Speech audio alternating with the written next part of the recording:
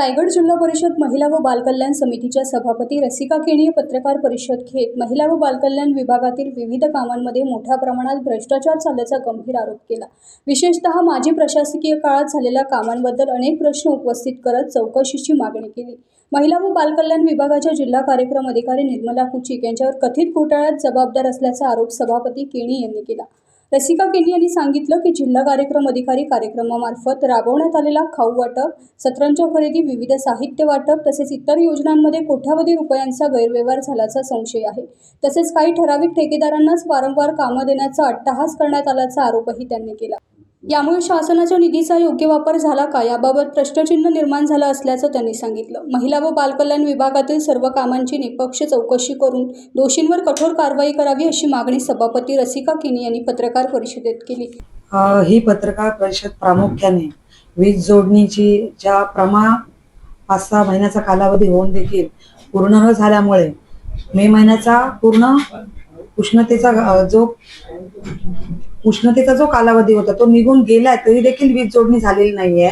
त्याच्यासाठी प्रामुख्याने प्रमाण निघून सुद्धा अजून बिल का अजून कामं का झाली नाहीत हा मोठा माझा प्रश्न आहे। घोटाळे देखील आपण काही बाहेर काढलेत, काही अफरातफर देखील असल्याचं आपलं म्हणणं आहे पत्रकार परिषदेमधून। काय नेमकं अफरातफर बघायला गेले तर माझ्या महिला बाल कल्याणच्या ज्या HOD आहेत निर्मला कुचिक मॅडम यांनी शासकीय अधिकारी हाताशी धरून हे सगळ्या फाईल्स वगैरे पुटअप केलेल्या आहेत, सगळं काम झालेलं आहे, तरी देखील कामाची पूर्तता न करता कुठेतरी खोटी बिलं खाण्याचा इथे मला प्रयत्न दिसत आहे। कोणते नेमके आपले आक्षेप आहेत, कोणकोणत्या याच्यामध्ये फील्डमध्ये तो भ्रष्टाचार किंवा घोटाळा आपल्याला जाणवतोय, नेमकं कोणकोणत्या क्षेत्रामध्ये झालेला आहे? आता महिला बाल कल्याणचं बघायला गेलं तर सतरंजी वाटप आहे, खाऊ वाटप आहे, गरोदर महिलांना जे किट येतात ते देखील मोठ्या प्रमाणात येतात, पण ते 25% वाटप त्याचं होतं। 75% जो सामान येतो तो जातो कुठं किंवा तो वाटला का जात नाही असं मला माझ्या HOD प्रश्न आहे। काय नेमके असं कोणत्या फील्डमध्ये कशामध्ये किती कोटीची किंवा लाखामध्ये तफावत आणि भ्रष्टाचार आपल्याला आढळलाय? आता मी तुम्हाला दाखवल्याप्रमाणे या फाईल तुम्ही बघत असाल तर या वीज जोडणीच्या फाईल आहेत, त्याच्यामध्ये मला 2.5 कोटीचा घोटाळा इथे दिसत आहे। तुम्ही त्याची पडताळणी करून घ्या। आणि 1800 पैकी मला वाटतं 714 अंगणवाड्यांना ही वीज जोडणीसाठी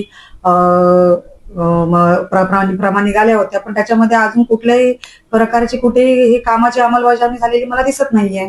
2.5 कोटीचा हा घोटाळा खूप मोठा घोटाळा म्हटला जाईल आणि इतका मोठा घोटाळा जर पुढे आपल्याला त्याच्यावर कारवाई संदर्भामध्ये आपण कसं पुढे हे प्रकरण घेणार आहात, कुणाकडे आपण जाणार आहात, राज्यातले मुख्यमंत्री असतील, उपमुख्यमंत्री असतील, यांची काही मदत आपण घेणार आहात का?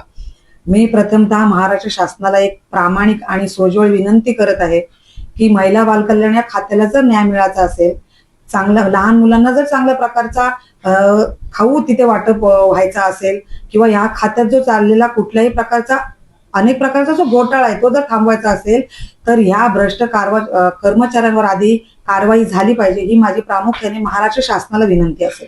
हा घोटाळा नेमका आपल्या कधी आणि कसा निदर्शनास आला, एकूणच अभ्यास कसा आपण केला? त्या पदाभार घेतल्यानंतर 4 वर्ष आधी प्रशासकीय काल होता। या प्रशासकीय कालावधीचा अभ्यास करत असताना मला असं निदर्शनास आणून आलं की जे इथले ठेकेदार आहेत ते हे सगळे ठेकेदार हे मुंबई पुण्याचे ठेकेदार आहेत। रायगड मधला एकही ठेकेदार इथे आढळून येत नाही आहे। याच्या आधी तर होता, म्हणजे प्रशासकीय कालावधी देखील ते ठेकेदार होते आणि आता सुद्धा आम्हाला त्याच ठेकेदारांची नावं सुचवली जात आहेत। तर मग हे ठेकेदार स्थानिक का नाहीत हा माझा प्रश्न आहे। रायगड जिल्ह्यामध्ये, रायगड जिल्हा परिषदेमध्ये आता सध्या महायुतीच्या माध्यमातून सत्तेमध्ये पदाधिकारी विराजमान आहेत। महिला आणि बाल कल्याण समितीच्या सभापती ज्या आहेत रसिका केणी ह्या आपल्यासोबत जोडलेल्या आहेत आणि एकूणच अतिशय महत्वपूर्ण पत्रकार परिषद त्यांनी घेतलेली आहे। या पत्रकार परिषदेमधून अतिशय गंभीर या ठिकाणी प्रकार जो आहे तो त्यांनी उघडकीस आणलेला आहे। मोठ्या प्रमाणावर प्रशासकीय कालावधीमध्ये यापूर्वी जर आपण बघितलं तर सत्तेमध्ये लोकप्रतिनिधी असण्याच्या अगोदर पाहिलं तर या ठिकाणी प्रशासक म्हणून प्रशासकीय कारभार या ठिकाणी चालत होता, मात्र या कालावधीमध्ये मोठ्या प्रमाणावर भ्रष्टाचार आणि घोटाळा झाल्याचं रसिकाताई केणी यांचं म्हणणं आहे। ताई, काय सांगाल, नेमकं कशा पद्धतीचा हा भ्रष्टाचार आहे आणि कसं आपण हा उघडकीस आलात, आपल्या निदर्शनास कसं आलं हे असं संपूर्ण एकूणच प्रकार? हा प्रकार प्राथमिकतः वीज जोडणीच्या माध्यमातून माझ्या निदर्शनास आला। की तुम्ही बघायला गेलात तर 15 डिसेंबर 2025 म्हणजे डिसेंबर जानेवारीच्या कालावधीमध्ये या प्रमा काढल्या गेल्या होत्या. आणि ह्या म्हणजे मी पदाभार घ्यायच्या आधीच या दिल्या होत्या, पण तरी देखील ह्याची पूर्तता झाली नाही. मग ह्या प्रमा काढून देखील ह्या कामांची पूर्तता का झाली नाही, असा माझ्या खात्याच्या एचओडी निर्मला कुचिक मॅडम यांना प्रश्न आहे. नेमकाच किती असा हा आकडा आहे की ज्यामध्ये आपल्याला आढळतोय की इतक्या कोटीचा भ्रष्टाचार झालेला आहे? नेमका आकडा किती आहे हा? मला वाटतं एकंदरीत तुम्ही त्या फाईल्स मध्ये चेक केला तर 2.5 कोटीचा आकडा मला या वीज जोडणीच्या कामांमध्ये दिसून आलेला आहे. आणि त्याची पडताळणी तुम्ही फाईलच्या द्वारे करू शकता. एकूणच या वीज जोडणीच्या व्यतिरिक्त इतरही काही घोटाळ्यांवर आपण त्या ठिकाणी गंभीर आरोप केलेले आहेत. नेमके काय घोटाळे आहेत आणि कशा पद्धतीचं हे तुमच्या निदर्शनास आलं? काय घोटाळे आहेत नेमके आणि याला जबाबदार कोण आहे? आता तुम्ही बघायला गेलात तर महिला बाल कल्याणच्या माध्यमातून अंगणवाड्यांना सतरंजी वाटप असेल, त्याच्यानंतर खाऊ वाटप असेल, नंतर गरोदर महिलांना बेबी किट वाटप असेल, याच्यामध्ये मोठ्या प्रकारचा भ्रष्टाचार तिथे झालेला दिसून येतो. आज जवळजवळ 100% 25% वाटप इथे मला झालेलं दिसत आहे आणि मग 75% वाटप इथे झालेलं नाही. मग ते वाटप का झालेलं नाही हा मोठा प्रश्न आहे. त्याच प्रकारे जो लहान मुलांना जो खाऊ दिला जातो तो खूप निकृष्ट दर्जाचा दिला जातो आणि तिथे गोरगरिबांची मुलं अंगणवाडीमध्ये जेव्हा त्याचं सेवन करतात तेव्हा त्यांना देखील तो आवडत नाही. तो खाऊ मला वाटतं कचरा कुंडीत टाकला जातो. मग हा शासनाचा पैसा वाया जाण्यापेक्षा एक चांगल्या प्रकारचा खाऊ लहान मुलांना दिला गेला पाहिजे. त्याच प्रकारे थोडं द्या पण चांगलं द्या अशी माझी शासनाला विनंती आहे. एकूणच महिला आणि बाल विकास असेल म्हणजे महिलांचं सक्षमीकरण असेल आणि बालकांचं सदृढीकरण असेल आणि आरोग्य विभाग असेल, हा अतिशय महत्वाचा महाराष्ट्रातला एक विभाग मानला जातो. तो राज्य स्तरावरतील मंत्री महोदय असतील किंवा या ठिकाणी जिल्हा परिषदेच्या स्तरावरचे लोकप्रतिनिधी असतील, हे कटाक्षानं या गोष्टींकडे लक्ष देतात की जो निधी असतो त्याचं योग्य पद्धतीनं नियोजन झालं पाहिजे. प्रशासकीय कालावधीमध्ये अशी कशा पद्धतीची ते संधी या ठिकाणी शोधली, याला जबाबदार कोण असेल? आपण जे हे आक्षेप केलेले आहेत आणि आपण जे पुराव्यासहित आपण जे मांडताय, फाईल दाखवताय, कशा पद्धतीनं पुढची वाटचाल असेल, याला नेमकं जबाबदार कोण आहे? कोणाचं नाव घेऊ शकता आपण? तर ह्या संदर्भात मी जबाबदार धरीन माझ्या खात्याच्या ज्या एचओडी आहेत निर्मला कुचिक मॅडम, त्यांनी या खात्याची जर एचओडीची पदाभार स्वीकारला होता तर त्या प्रशासकीय कालावधीमध्ये ह्या निकृष्ट दर्जाच्या खाऊवर किंवा जो 100% वाटप मध्ये 25% जो वाटप झालेला आहे त्याच्यामध्ये त्यांनी कुठेही हस्तक्षेप केलेला मला दिसत नाहीये.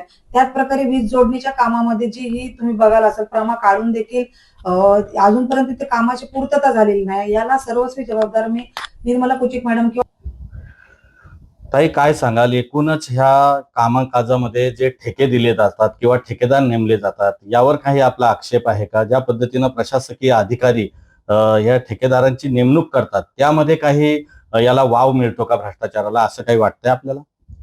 हो नक्कीच. कारण तुम्ही बघायला गेलात तर प्रशासकीय कालावधीमध्ये जेव्हा या एचओडी मॅडम काम करत होत्या तेव्हा सर्व ठेकेदार हे पुणे मुंबईचे होते.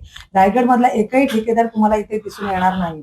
त्याच प्रकारे ह्याच्या आधी तर ते होतेच, पण आता देखील आम्हाला तेच ठेकेदार असावे असं सूचित केलं जात आहे. तर मग रायगड मधल्या ठेकेदारांना प्राधान्य का दिलं जात नाही असा मला मोठा प्रश्न आहे.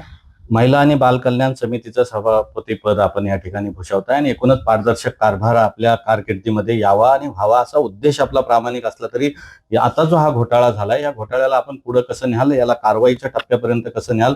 एकूणच राज्यामध्ये महायुतीचं सरकार आहे, मुख्यमंत्री असतील, उपमुख्यमंत्री असतील आणि एकूणच प्रशासकीय या जे घोटाळ्याची जबाबदार आहेत त्यांच्यावरचे देखील प्रशासकीय अधिकारी असतील, त्यांच्यापर्यंत हे प्रकरण आपण कसं लावून धरणार आहात? एकूणच आता तुम्ही बघायला गेलात तर हा महिला बाल कल्याण म्हणजे एक नाजूक खाता आहे. इथे महिला आणि छोटी बालक याची जिम्मेदारी माझ्या खात्यावर जी दिलेली आहे, त्याच्यामुळे माझी महाराष्ट्र शासनाला एक नम्र विनंती असेल की ह्या खात्यामध्ये जो काही भ्रष्टाचार चाललेला आहे, प्रामुख्याने खाऊच्या संदर्भात तर तुम्ही बघायला गेलात तर खूप निकृष्ट दर्जाचा खाऊ इथे पुरवला जात आहे. तर त्याचं मला असं म्हणणं आहे की तो खाऊ वाया जातोय, शासनाचे पैसे वाया जात आहेत.